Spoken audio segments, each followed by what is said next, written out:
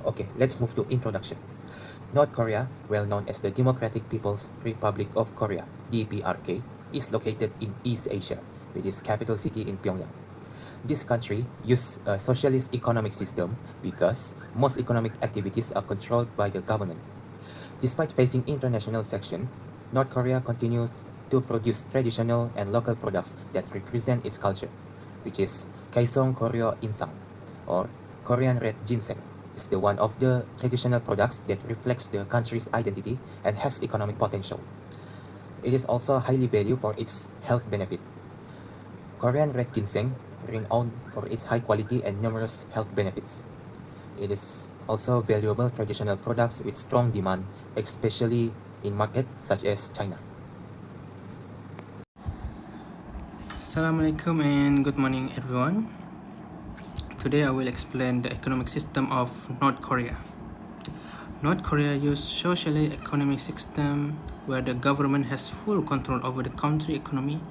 This means the government decide what product should produce and how much should produce and how produce resources are distributed. For the ginseng industry, most production is supervised by the government. Private business have very limited roles because the state manage most industry. The government also control price, labor allocation, and production target to make sure the industry support the country economic goals. This system focus on equality and national development instead of maximizing individual profit. As a result, resource allocation is also controlled by the government. They decide how much land, labor, and capital should be used for ginseng production. Competition is limited, and all decisions are made based on the country needs rather than market demand. Okay, next I will explain. My name is Pascaline, and today we are looking at North Korea, specifically the economic forces driving its ginseng market. We'll be exploring the key factors affecting both supply and demand for this highly valued commodity. The demand side, left column. Let's start with the demand factors, which you can see on the left side of the slide. Firstly, we have consumers' taste and preferences. Ginseng isn't just any root. It's heavily driven by its reputation as a premium medical herb and an adaptogen. People want it because they believe in its health benefit. Next, second, is consumer income. Premium ginseng is a luxury item and a popular high-end gift. Thirdly, we must look at the substitute prices. Ginseng isn't alone in its wellness market. If cheaper alternatives like ashwagandha or generic energy supplements drop in price, consumers may switch to them instead. Next, we can look at the supply side. First is the long growth cycle. This is a major bottleneck. It takes about 4 to 6 years for ginseng roots to mature. Because farmers literally cannot grow it overnight, the supply is highly inelastic in the short term and cannot react quickly to sudden drop in prices. Next is the farming method, weather and disease risk. To try and speed things up, growing ginseng under artificial shade can increase volume quickly.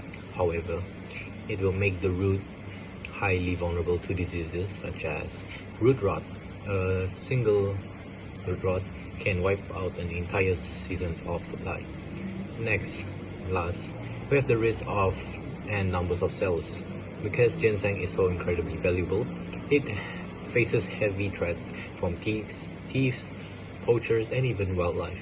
The high security costs or devastating rates of theft end up driving many farmers out of the market entirely, which is ultimately reduce the total market supply.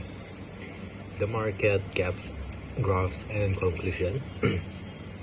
To visualize how these factors work, let's look at the graph on the bottom. On the bottom left, we see a decrease in supply, a shift to the left. When those supply risks we talk about like root rot or poaching happen, the supply curve shifts from S0 to S1, driving the market price up while quantity drops. On bottom right, we see an increase in demand, a shift to the right.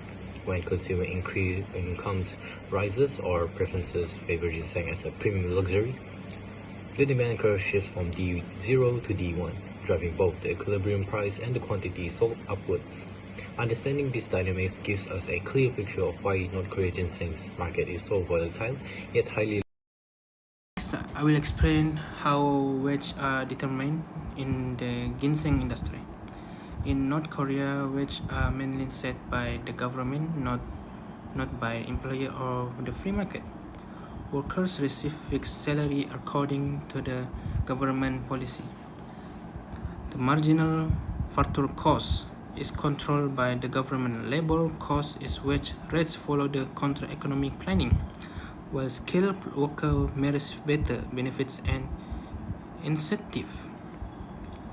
The marginal revenue product refers to value that worker create. Since North Korea ginseng is valuable in export market, higher demand can increase production. Workers who more skilled and productive may receive additional rewards or incentive.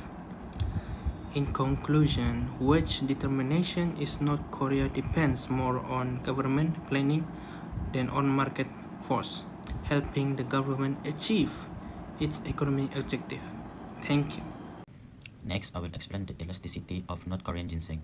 First is price elasticity of demand, PED. The demand for North Korean ginseng is relatively price inelastic because consumers continue buying it due to its high medicinal and health value. This means that when the price increases, the quantity demanded decreases by a smaller percentage. As shown in the graph, the price increases from P0 to P1, while the quantity demanded decreases slightly from Q0 to Q1, showing that demand is relatively inelastic. However, if the price becomes too high, some consumers may switch to South Korean or Chinese ginseng. Next is the income elasticity of demand, YED. North Korean ginseng is considered a normal good, while premium or aged ginseng is viewed as a luxury good. As consumer income increases, they are more willing to buy premium ginseng. Therefore, the income elasticity of demand is positive. Moving on to cross elasticity of demand, XED, the main substitute are South Korean ginseng, Chinese ginseng, and other herbal supplements. In the graph, when the price of North Korean ginseng increases from P0 to P1, its quantity demanded decreases from Q0 to Q1. At the same time, consumers switch to Chinese ginseng, causing the demand for Chinese ginseng to increase.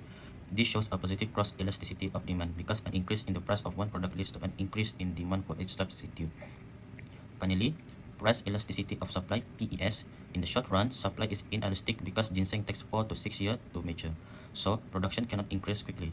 In the long run, supply becomes more elastic as farmers can expand plantation and improve farming technology, although the long growth period still limits supply. Overall, North Korean ginseng has relatively inelastic demand and supply in the short run, while income and substitute products also influence its demand in the market. For consumer behavior, there are 5 types of consumer behavior. First one is budget constraints. Consumers' purchasing decisions are limited by income and state set price. Most goods are distributed through the state rationing system, reducing consumer choice and purchasing power. Second, utility maximization. Consumers aim to maximize satisfaction by prioritize essential goods such as food, clothes, housing, and health-related products. Limited resources means they focus on basic needs before luxury item. The third one is substitute goods. Consumers switch to cheaper or more available alternative when goods are scarce.